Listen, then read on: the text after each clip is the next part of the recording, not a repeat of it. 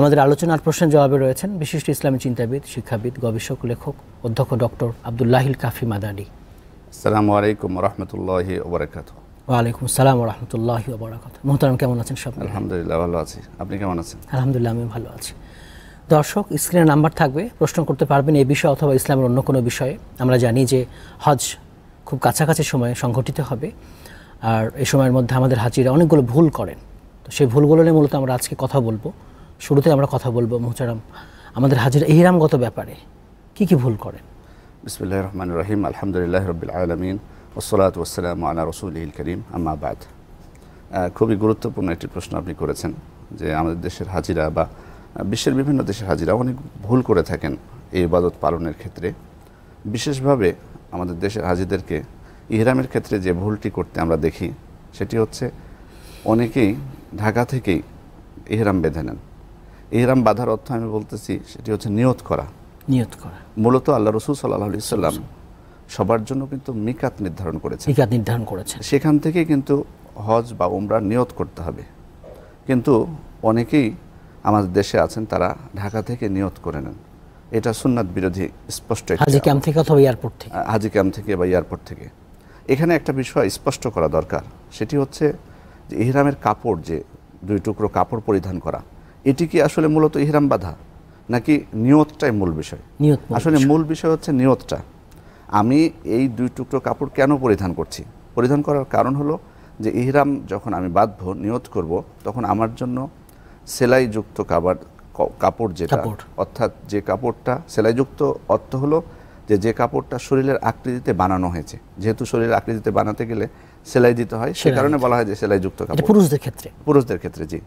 সে কারণে এই সেলাইযুক্ত কাপড় পরিধান করা বা শরীরের আকৃতিতে তৈরি পোশাক পরিধান করা ইহরাম অবস্থায় এটি নিষিদ্ধ। সে কারণে এই দুইটি চাদর আমাকে পরিধান করতে হয় ইহরাম অবস্থায়। তো সেটি যদি কেউ আগেই দেশ থেকে ঢাকা থেকে পরিধান করেন তাহলে এটা দোষণীয় নয়, কারণ মিকাতের পূর্বে বিমানে কাপড় পরিবর্তন করা এটা কিন্তু একটু কঠিন বিমানে।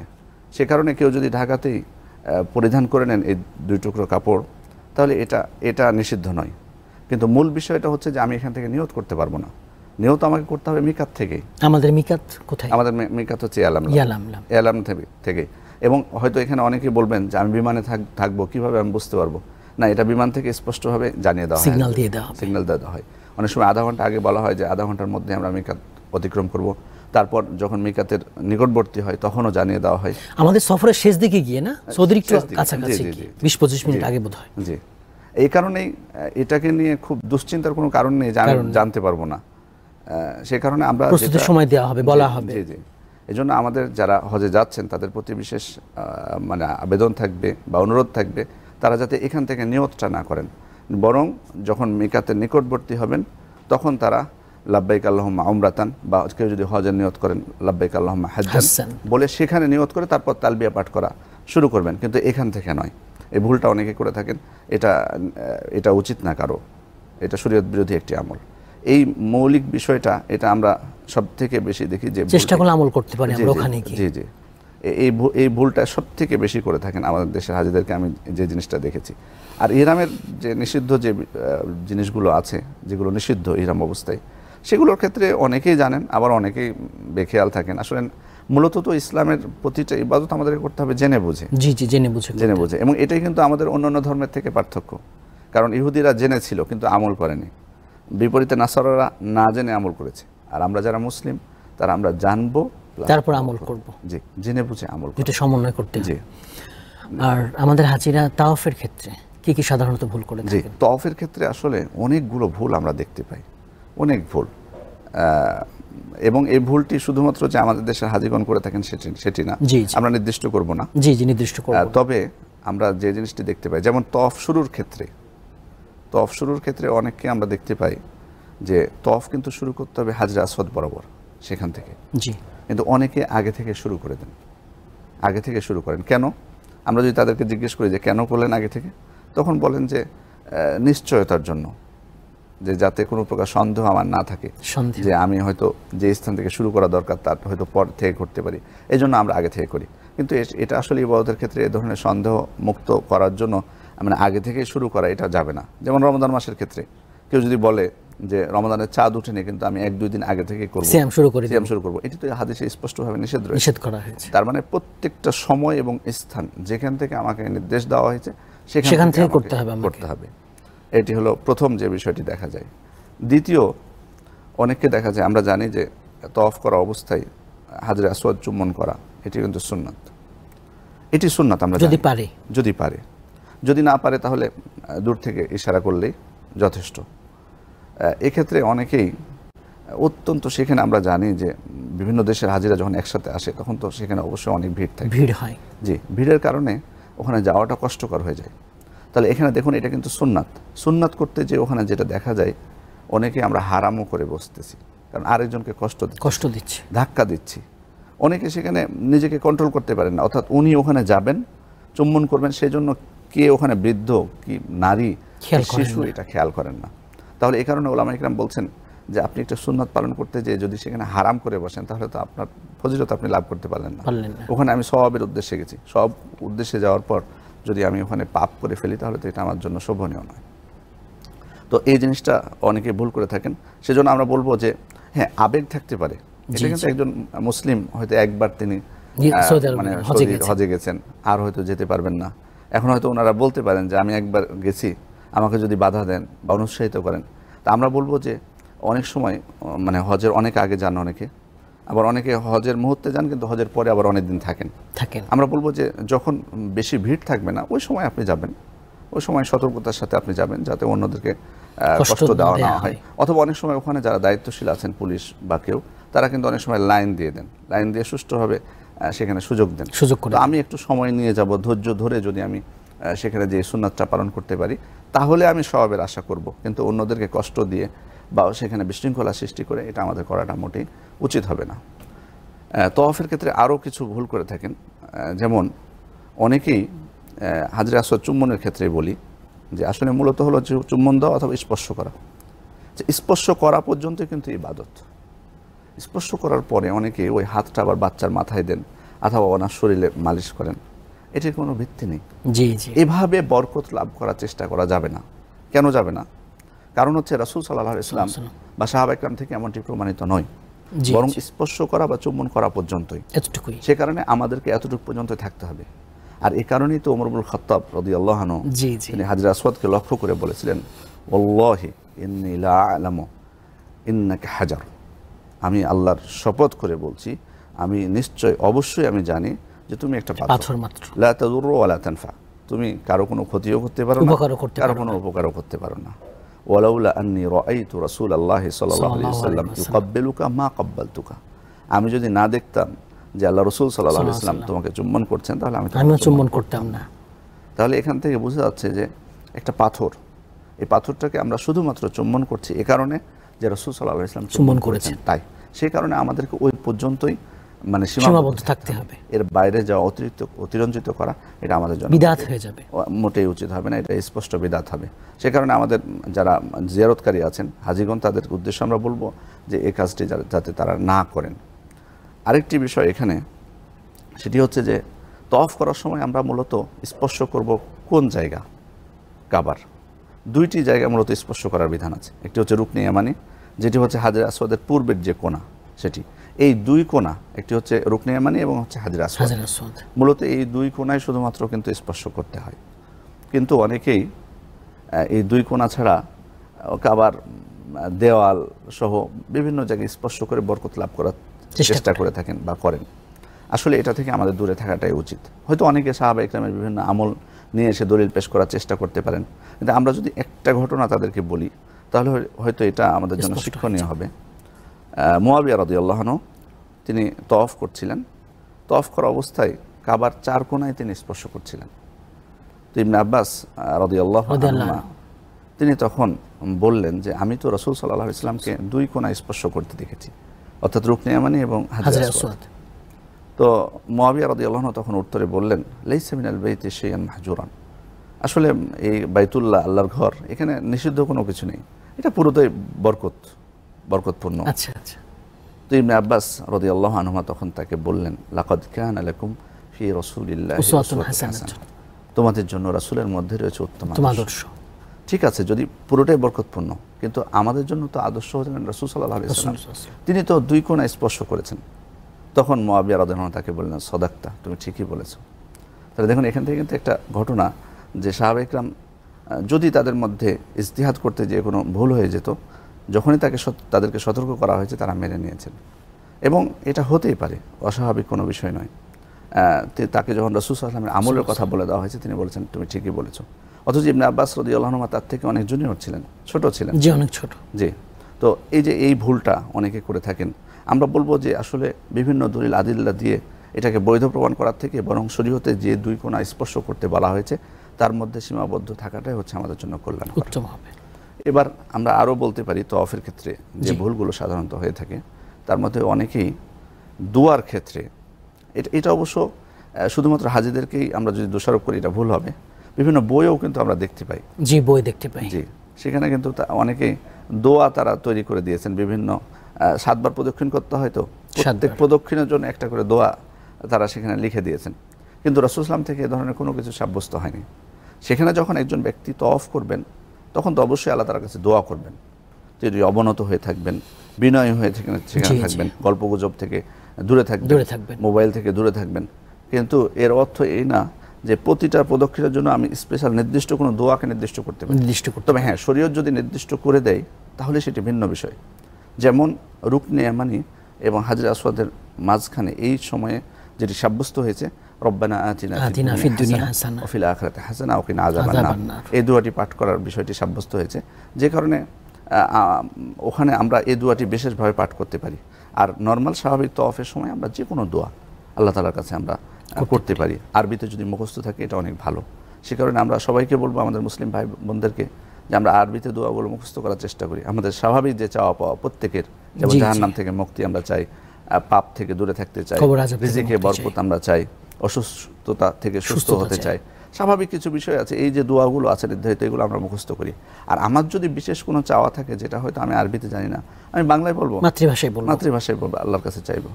কিন্তু এই জন্য নির্ধারিতভাবে দোয়া নির্ধারণ করে নেওয়া এটা উচিত হবে। ভুলে ভরা বই অনেক আছে, তো সহি বই সংগ্রহ করতে হবে, সঠিক বই যেটা সেটা সংগ্রহ করতে হবে।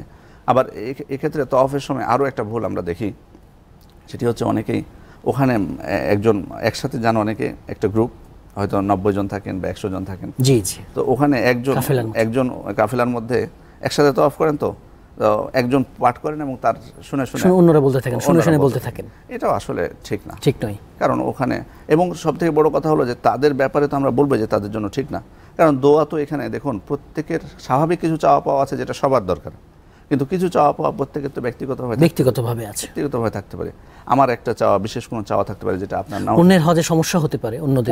এটা সবথেকে বড় বিষয়, যে যখন একজন চিৎকার দিয়ে বলেন এবং তার সাথে সাথে অন্যরা চিৎকার দিয়ে বলেন 100 জন, তখন পাশে যারা তওয়াফ করছেন তারা অনেকেই চান যে তারা বিনয়ীভাবে অত্যন্ত একাগ্রতার সাথে আল্লাহ তাআলার কাছে কিছু চাইবে, সেটি কিন্তু তারা পারেন না। এই কারণে এই বিষয়টা খুবই জরুরি আমাদের মুসলিম ভাই বোনদের জন্য। যদিও হয়তো অনেকে নিয়ত করে যান না, কিন্তু ওখানে যখন কেউ এভাবে পাঠ করে থাকেন তখন আমাদের দেশের অনেকে আছেন তাদের সাথে পাঠ করা আরম্ভ করেন। যাই হোক, আমাদেরকে এ বিষয়ে সতর্ক থাকতে হবে। তওয়াফের ক্ষেত্রে আরও যে বিষয়টা দেখা যায় সেটা হচ্ছে রমল করা। ফোন নেব। জি, ইনশাআল্লাহ। আসসালামু আলাইকুম। দর্শক কে বলছেন, কোথায় বলছেন, পরিচয় দিয়ে প্রশ্ন করবেন। শুনতে পাচ্ছেন? প্রশ্ন করবেন। জি বলুন, প্রশ্ন করবেন। আমি প্রশ্ন করতে চাচ্ছিলাম, অনেকে বলে থাকে তাওয়াফে কাবা ঘরের দিকে তাকানো জায়েজ না, কতটুকু? জি জি, আমাদের সাথেই থাকবেন, বুঝতে পেরেছি মোহতারাম। তাওয়াফের সময় কাবার দিকে তাকানো, বাইতুল্লাহর দিকে তাকানো জায়েজ না এটা না, তাকাতে পারবো আমরা, তবে মূলত কিন্তু তাওয়াফের সময় কাবা আমার থাকবে বাম দিকে। এই জন্য আমার শরীরটা কিন্তু ঘোরানো থাকবে না, শরীরটা এভাবে সোজা থাকবে, কাবা আমার বামে থাকবে সবসময় যখন আমি তাওয়াফ করব। তবে যদি কোনো কারণবশত তাকায়, স্বাভাবিক এটা নিষিদ্ধ, সমস্যা হবে না। এটা তো সালাত না যে আমাকে একেবারে সামনের দিকে তাকিয়ে থাকতে হবে, কিবলার দিকে। জি, কিন্তু এটা হয়তো এটা এই কারণে বলে থাকেন যে অনেকে হয়তো মনে করেন যে আমাকে তাওয়াফের সময় হয়তো এদিকে ঘুরে থাকতে হবে বা ওইদিকে তাকাতে হবে। এটা আসলে বাধ্য না, যদি কোনো কারণবশত তাকান ওইদিকে তাহলে তাকাতে হবে স্বাভাবিক দৃষ্টিকোণ থেকে। জি, কিন্তু নর্মালি মানে স্বাভাবিক একজন তাওয়াফ করবেন তখন তার সামনের দিকে মুখ থাকবে আর কাবা থাকবে তার বাম দিকে। এটা হচ্ছে তাওয়াফের নিয়ম। জি, আমরা রমল নিয়ে কথা বলছিলাম। যে আমরা রমল বিষয়ে বলছিলাম যে রমল মূলত হলো যে প্রথম 3 বার প্রদক্ষিণ করার সময় রমল, যেটি রাসূল সাল্লাল্লাহু আলাইহি ওয়াসাল্লামের সুন্নাহ। যদি এটা আমরা পালন করতে চাই, যদিও অনেকে বলেছেন যে এটা তখনকার জন্য খাস ছিল, মুশরিকদেরকে দেখানোর জন্য, কিন্তু রাসূল সাল্লাল্লাহু প্রত্যেকটা বিধানই আমাদের জন্য আসলে অনুসরণীয়।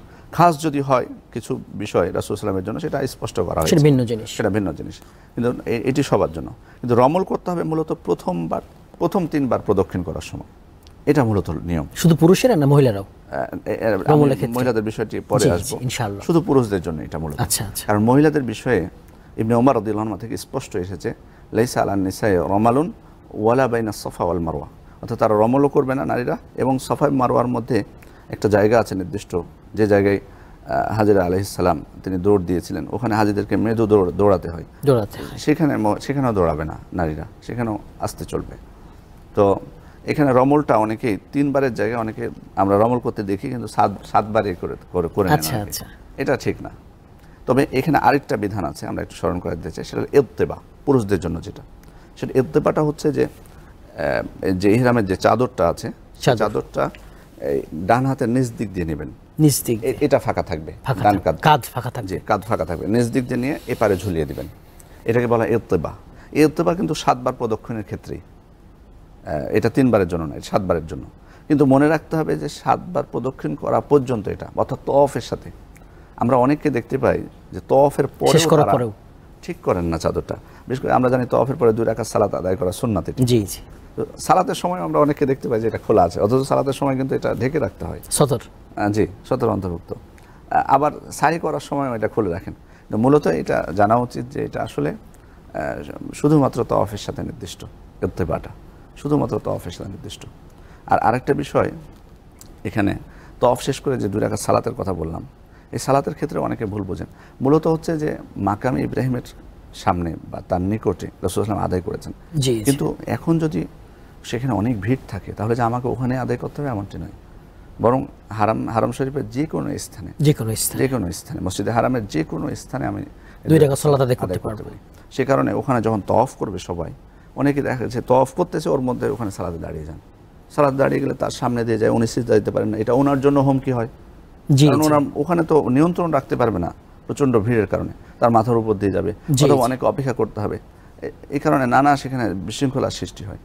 এই জিনিসটা অনেকে বুঝেন না, মনে করেন যে আমাকে ওখানেই সালাত আদায় করতে হবে। মূলত এই 2 রাকাত সালাত হচ্ছে সুন্নাত, কিন্তু কোনো ব্যক্তি যদি আদায় করতে চান, উনি দূরেও উনি আদায় করতে পারেন, দূরে যেখানে তার সুবিধা হয়। তারপরে তো তিনি সাইয়ের জন্য যাবেন। তো সাইয়ের ক্ষেত্রে এখানে আরেকটা বিষয় অনেকেই ভুল করে থাকেন সাইয়ের ক্ষেত্রে, সেটা হচ্ছে যে মূলত সাই শুরু হবে সফা থেকে শুরু, তারপর মারোয়া পর্যন্ত যাবেন, আবার মারোয়া থেকে সফায় আসবেন। সফা থেকে যখন মারোয়ায় গেলেন, এটা কিন্তু একবার হয়ে গেল, জি। আবার যখন মারোয়া থেকে সফায় আসলেন, আরেকবার হয়ে গেল, 2 বার হলো। কিন্তু অনেকে আবার আছেন ভুল বুঝেন, সফা থেকে মারোয়া থেকে সফায় ফিরে আসলে এটাকে একবার ধরেন, এটা কিছু আছেন এটা ভুল বুঝেন তারা, এটা ঠিক না। আর ওখানে যেটা নিয়ম হলো, প্রথমে যখন আমি সফা থেকে শুরু করব, তখনই কিন্তু আমি নির্দিষ্ট যে আয়াতটি আছে সেটি তেলাওয়াত করব, তারপর যে জিকিরটি রয়েছে, লা ইলাহা ইল্লাল্লাহু ওয়াহদাহু লা শারীকা লাহু লাহুল মুলকু ওয়া লাহুল হামদু ওয়া হুয়া আলা কুল্লি শাইইন কাদির, লা ইলাহা ইল্লাল্লাহ আনজাযা ওয়া'দা ওয়া নাসারা আবদা ওয়া হাজামাল আহজাব ওয়াহদা, এটি পাঠ করে আমি আল্লাহ তাআলার কাছে কিবলামুখী হয়ে দোয়া করব। এটা কিন্তু শুরুর সময়, অনেকে আছেন শুরুর সময় না করে তিনি সাইটা শুরু করে দেন সফা থেকে, মারোয়াতে যে দোয়াটি করেন, তখন হবে কি, উনি যখন 7ম বার শেষ করবেন, তখন মারোয়াতে যে ওনার দোয়া দিয়ে শেষ হবে, কিন্তু আসলে শেষে যখন শেষ করবেন তখন কিন্তু কোনো দোয়া নেই, বরং প্রত্যেকটা শুরুর সময়, জি, সফাই এবং মারোয়ায়। তো এই বিষয়টা অনেকেই ভুল করে থাকেন। তো এই হচ্ছে মৌলিক কিছু ভুল, যেগুলো সাধারণত, আর এখন আমরা বর্তমান যুগে এসে কিছু আরও ভুল দেখতে পাই, সেটা হচ্ছে যে অনেকে তওয়াফ করার সময়, এটা খুবই একটা আফসোসের বিষয় যে ভিডিও কল দিয়ে দেশে অনেকে দেখান যে আমি তওয়াফ করতেছি, এখন এই যে এটা কাবা ঘর বা সেলফি, এটা আসলে তওয়াফ করা অবস্থায় আমরা বলবো না যে কথা বলা যাবে না, কিন্তু কথা বলা যাবে যদি প্রয়োজন হয়। অর্থাৎ আপনি আপনার ওয়াইফকে নিয়ে অথবা আপনার ছেলে মেয়েকে নিয়ে আপনি তওয়াফ করছেন, তাদেরকে কোনো নির্দেশনা আপনি দিলেন, প্রয়োজন হলো, এটা ভিন্ন বিষয়। আর আপনি অপ্রয়োজনীয় কথাবার্তা বলবেন, বাড়িতে ভিডিও কল দিবেন, তাদেরকে দেখাবেন, ওটা তো একটা ইবাদতের ক্ষেত্রে আমাদের ওখানে রিয়ার বিষয় আছে। আর আমার উদ্দেশ্যের ক্ষেত্রে আমি অবশ্যই আমাকে ইখলাস থাকতে হবে, আল্লাহকে সন্তুষ্ট করতে হবে, প্রত্যেকটি ইবাদত আমাকে সঠিকভাবে করা দরকার। আরেকটা ফোন নেব। জি। আসসালামু আলাইকুম দর্শক, কে বলছেন, কোথা থেকে বলছেন, প্রশ্ন করবেন। রাজবাড়ি থেকে বলছি। জি ভাই বলুন। আমি বলছি জি বলুন। বাবা এই সময় কি হজ আরেকবার বলবেন, আরেকবার বলবেন।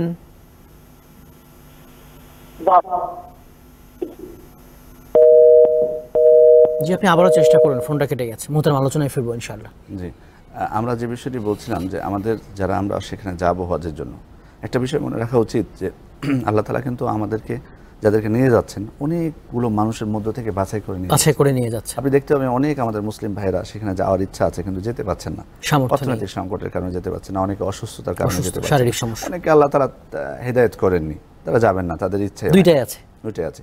এতগুলো মানুষের মধ্য থেকে নির্দিষ্ট কিছু মানুষকে আল্লাহ তাআলা নিয়ে যাচ্ছেন, আমাকে তার মধ্যে নিয়ে যাচ্ছেন। এটা আমাকে মনে রাখতে হবে যে এটা আল্লাহ তাআলার পক্ষ থেকে অনেক, আমি আল্লাহর মেহমান এবং আল্লাহ তাআলার পক্ষ থেকে বড় একটা নিয়ামত। এবং যদিও আমরা বিমানে সফর করছি কিন্তু সফর জিনিসটা কিন্তু কষ্টের স্বাভাবিক, এটা মনে রাখতে হবে। তাহলে আমি এত কষ্ট করে আমার পরিবারকে ছেড়ে, আমার আত্মীয় স্বজন, আমার দেশ ছেড়ে, লম্বা সফর, কর্ম ত্যাগ করে এতদিনের জন্য আমি সেখানে যাচ্ছি, তো অবশ্যই আমার উচিত হবে যে আমার ইবাদতটা যাতে সঠিকভাবে হয়, মূল উদ্দেশ্যটা যাতে আমরা সঠিকভাবে যাতে পালন করতে পারি। আমি এই কারণে বললাম যে আমি এই সুযোগে, যদিও তওয়াফ নিয়ে আমরা আলোচনা করছি, কিন্তু একটা বিষয় আমাদের অবহিত করা দরকার, সেটা হচ্ছে যে অনেকেই আমাদের দেশের হাজিরা যাচ্ছেন, তারা এখন থেকে পরিকল্পনা করছেন কি কি মার্কেট করবেন সেখানে, কিন্তু আসলে কিন্তু সেখানে জমজমের পানি ছাড়া আমাদের দেশে কিন্তু সব কিছুই পাওয়া যায়, যেগুলো সেখান থেকে মার্কেট করে নিয়ে আসে। তাহলে ওখানে যে এত মার্কেট আমরা কেন করব? হ্যাঁ, আমার স্বাভাবিক মনের একটা আবেগ থাকতে পারে যে আমি সেখান থেকে কিছু আমার পরিবারের জন্য, আমার আত্মীয় স্বজন, বন্ধু বান্ধবের জন্য হাদিয়া কিছু নিয়ে আসবো, এটা দর্শনীয় নয়। কিন্তু আমি যদি আমার ওখানে যাওয়ার পর আমার অধিকাংশ সময়টা আমি সেখানে ব্যয় করি, তাহলে এটা খুবই দুঃখ। জি, যেমন ইবাদত করতে গিয়েছি, বেশি সময় ইবাদতে কাটাতে হবে, বেশি সময় ইবাদতে কাটানো দরকার। অনেকে আছেন সারা দেখা যাচ্ছে যে প্রতিদিন রাত 12টা একটা সময় ফিরছেন হোটেলে, কি করতেন, উনি মার্কেটে ছিলেন। আর এমন কোনো ওয়াক্ত নেই যে সালাত থেকে ফেরার সময় ওনার হাতে কিছু থাকে না। অনেকে আবার লিস্ট নিয়ে যান এখান থেকে। এগুলো হচ্ছে বাড়াবাড়ি। আমার মূল উদ্দেশ্য হতে হবে ইবাদত, সেখানে সালাত আদায় করবো এবং ইবাদতের পাশাপাশি অন্যান্য যে নফল ইবাদতগুলো আছে আমি সেখানে সেটার মধ্যে কাটানোর চেষ্টা করবো। এবারে জিজ্ঞেস করবো, আরাফার ক্ষেত্রে আমাদের হাজিরা কি কি ভুল করেন? আরাফার দিনে আমরা সবাই জানি যে আরাফা কিন্তু হজের অন্যতম একটি রুকন। রাসূল সাল্লাল্লাহু আলাইহি ওয়াসাল্লাম বলছেন আল হাজ্জু আরাফা, আরাফাটাই হচ্ছে হজ। জি, তো এই হজের ক্ষেত্রে তার মানে এটা গুরুত্বপূর্ণ রুকন, এটা ছাড়া হজ না হওয়ার কোনো প্রশ্নই ওঠে না। জি, তো সেক্ষেত্রে আরাফার ময়দানে আমাকে অবস্থান করতে হবে। অনেকে আছেন, এটা খুবই দেখা যায় সচরাচর, যে মূল যেটা আরাফার সীমানা সেটার মধ্যে প্রবেশ করেন না, তাদেরকে বললেও শোনেন না। এমনকি আমাদের এক উস্তাদ বলছিলেন যে আমি একবার বললাম কিছু হাজিকে, বাংলাদেশি, তারা বাইরে বসে আছে, বললাম যে আপনারা আরাফার সীমানার বাইরে বসে আছেন, আপনাদের তো হজ হবে না। তখন উনি উত্তরে বললেন যে আমি তো অনেক বছর থেকে আসছি, এখানে বসে থাকি, এতদিন হয়ে গেল, আজকে হবে না কেন? তাহলে বোঝা যাচ্ছে উনি ভুলটা পুনরাবৃত্তি করছেন এবং শুনছেন না। জি, এবং এখানে আরেকটা সতর্ক করে দেওয়া দরকার, সেটা হচ্ছে মসজিদে নামিরা, মসজিদটি সেখানে আছে, মসজিদে নামিরা কিন্তু পুরোটাই কিন্তু আরাফার মধ্যে না, কিছু অংশ আছে আরাফার বাইরে।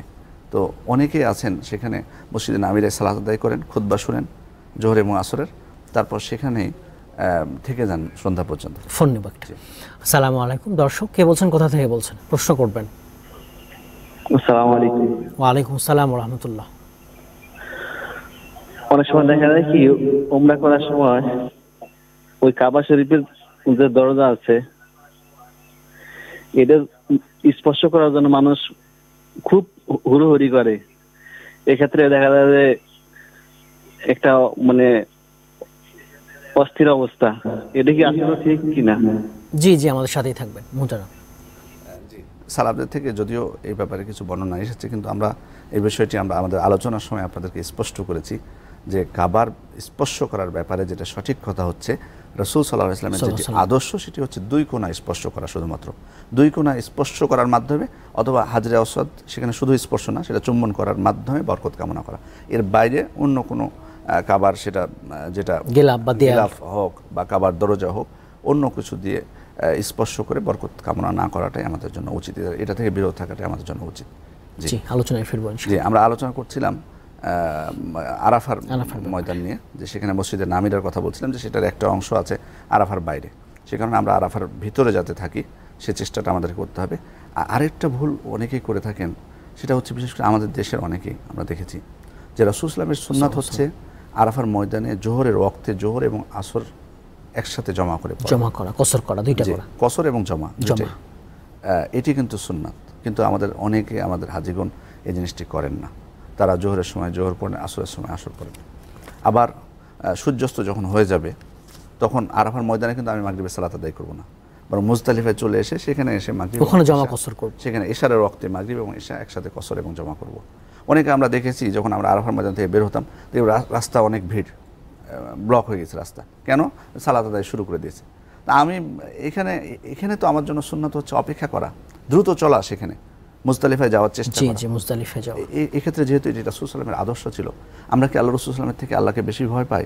তিনি যদি দেরি করে এশার ওয়াক্তে যে মাগরিব এবং এশা পড়ে থাকেন, তাহলে আমি কেন তাড়াতাড়ি করছি? আর আরাফার মধ্যে আরেকটা বড় ভুল দেখা যায়, যে আমি যখন দোয়া করব তখন দোয়া করব কিবলামুখী হয়ে। অনেকে আছেন আরাফার যে পাহাড়, যেটি সমাজে প্রচলিত আছে জাবালে রহমত নামে, আসলে জাবালে রহমত নামে এটি পাহাড়কে অভিহিত করা এটা উচিত না। কারণ কি? কারণ এটা সুন্নায় মানে বর্ণিত হয়নি এই নামটি। আচ্ছা, যে ওই পাহাড়ের নাম হচ্ছে জাবালে রহমত, এটি সুন্নাতে বর্ণিত হয়নি। সুন্নায় বর্ণিত হয়নি, তাহলে আমরা কেন এই নাম দিব? হয়তো আমরা বিশেষ কোনো উদ্দেশ্যে, বরকতের উদ্দেশ্যে বা কোনো একটা উদ্দেশ্যে দিয়েছেন। যে কারণে ওলামা ইকরাম বলছেন যে সেই পাহাড়কে আমরা বলবো জাবালে আরাফা, আরাফার পাহাড়। আরাফার পাহাড়ের বিশেষ কোনো বরকতপূর্ণ কোনো ফজিলত কোনো কিছু নেই, কিন্তু অনেকে আছেন পাহাড়কে সম্মুখ করে দোয়া করে থাকেন। আবার হজের দিন পাহাড়ে ওঠার জন্য অনেকে ব্যতিব্যস্ত হয়ে পড়েন, কিন্তু আরাফা তো আসলে মূলত সেখানে যে আমাদের এই যে সুযোগ, আমি সারা জীবন যেটা পাবো না, সবচেয়ে বেশি দোয়া কবুল হবে, সেখানে দোয়া কবুলের স্থান। আফদলুদ দোয়া ইয়াউমে আরাফা বলা হয়, সবথেকে উত্তম দোয়া হচ্ছে আরাফার দিনের দোয়া। এবং এর আগের দিনও আমরা যে হাদিসটি বলেছি, মা মিন ইয়াউমিন আকসারা মিন আন ইউতিকাল্লাহু ফিহি আবদান মিনান নার মিন ইয়াউমি আরাফা। আরাফার দিনের থেকে অন্য কোনো দিনে আল্লাহ এত সংখ্যক মানুষকে জাহান্নাম থেকে মুক্তি দেন না।